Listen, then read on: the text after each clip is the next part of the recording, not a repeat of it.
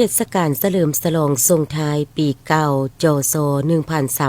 1387ตอนรับปีใหม่จศ1388หรือพศ2569นับแต่วันที่14-16 เมษายน 2026อยู่แขวงบริคำไซมีอุบัติเหตุเกิดขึ้นทั้งหมด9ครั้งพาหนะเปเพ16คันคนได้รับบาดเจ็บ14คนสาเหตุที่พาให้เกิดอุบัติเหตุย้อนละเมิดความไวเมาแล้วขับขี่ท่านพันโทสุริจันทร์ศิลาดวงใจห้องหัวหน้าแผนกตำรวจจราจรปกส.แขวงบริคำไซ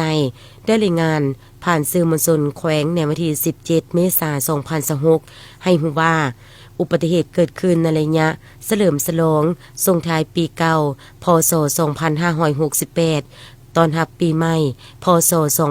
2569อยู่แขวงบริคำไซนับแต่วันที่14-16 เมษายน 2026มีอุบัติเหตุเกิดขึ้นทั้งหมด9ครั้งในนั้นอยู่เมืองปักสัน3กรณีเมืองท่าพระบาท1กรณีเมืองบริขาร1กรณีเมืองปักกระดิ่ง2กรณีเมืองคำเกิด1กรณีและเมืองเบียงทอง1กรณีส่วนเมืองไซจำพรบ่มีพาหนะเปเพทั้งหมด16คันเปเพเล็กน้อย4คันเปเพสมควร11คันใช้การบ่ได้1คันมีคนได้รับบาดเจ็บและหับคอหาย14คนเจ็บเล็กน้อย4คนบาดเจ็บสมควร9คนหญิง1คนการเฉลิมฉลองส่งท้ายปีเก่าพศ2568ตอนรับปีใหม่จศ1388หรือพศ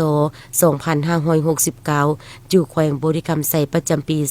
2026บ่มีผู้เสียชีวิตสาเหตุที่พาให้เกิดอุบัติเหตุเกิดจาก4ปัจจัยคือละเมิดความไว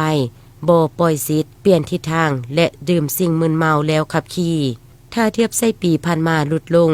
สาเหตุที่ลดลงก็ย้อนผู้ขับขี่มีสติปฏิบัติกฎระเบียบจราจรได้ดีย้อนการซีนำจากคณะภาคคันเทิงในการลงโฆษณาเผยแพร่หัวทีเมืองที่เกิดอุบัติเหตุหลายกว่าหมู่แม่นเมืองปากสันท่านยังได้เรียกร้องให้ผู้ใช้รถใช้ถนนจงมีสติในการสัญจรไปมาปฏิบัติกฎระเบียบของจราจรอย่างเข้มงวดเพื่อหลีกเลี่ยงจากการเกิดอุบัติเหตุที่อาจเห็นให้มีการสูญเสียชีวิตหรือทรัพย์สินอุบัติเหตุที่เกิดขึ้นระยะเฉลิมฉลองส่งท้ายปีเก่าพศ2568ตอนรับปีใหม่พศ2569อยู่แขวงบริคำไซแต่วันที่14หาวันที่16 เมษายน ปี2026มีอุบัติเหตุเกิดขึ้นทั้งหมด9ครั้งในนั้นมีเมืองปักกระดิ่ง2ครั้งเมืองคำเกิด1ท่าพระบาท1บริขาร1เวียงทอง1ปากสัน3ครั้งพาหนะเปเพทั้งหมด16คันเปเพเล็กน้อย4เปเพสมควร11ใส่การบ่ได้1คันคนได้รับบาดเจ็บทั้งหมด14คนบาดเจ็บเล็กน้อย4บาดเจ็บสมควร9บาดเจ็บสาหัส1บ่มีผู้เสียชีวิตการเฉลิมฉลองส่งท้ายปีเก่าตอนรับปีใหม่อยู่แขวงบริคำไซประจำปี2026อุบัติเหตุเกิดขึ้นแม่นเกิดขึ้นจากผู้ขับขี่ใส่ความประมาทบ่ปฏิบัติกฎระเบียบจราจรเป็นต้นแม่นใส่ความไวบ่ปล่อยสิทธิ์เปลี่ยนทิศทางดื่มสิ่งมึนเมาแล้วขับขี่พาหนะถ้าเทียบใส่ระยะปีผ่านมาแม่นลดลงหลายสาเหตุที่พาให้ลดลงย้อนผู้ขับขี่เข้าใจต่อกับกฎระเบียบจราจรหลายขึ้น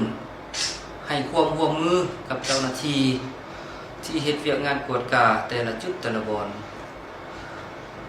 2ย้อนการนำพาภาครัฐได้เอาใจใส่สีนำพาเราลงวิสาเฉพาะเป็นต้นแม่นเวียกงานจราจรระยะผ่านมาแม่นได้สูงใส่ลงลึกเวียกงานโฆษณาเผยแพร่กฎระเบียบจราจรให้พ่อแม่ประชาชนน้องหลานนักเรียนได้รับผู้ได้และเข้าใจต่อกับผลให้และผลเสียของอุบัติเหตุบนท้องถนนหลวง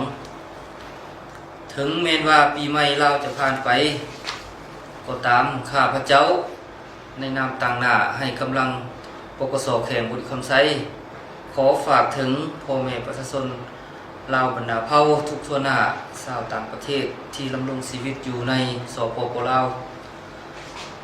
จงปฏิบัติกฎระเบียบจราจรให้เข้มงวดมีสติทุกเวลาในการขับขี่พาหนะ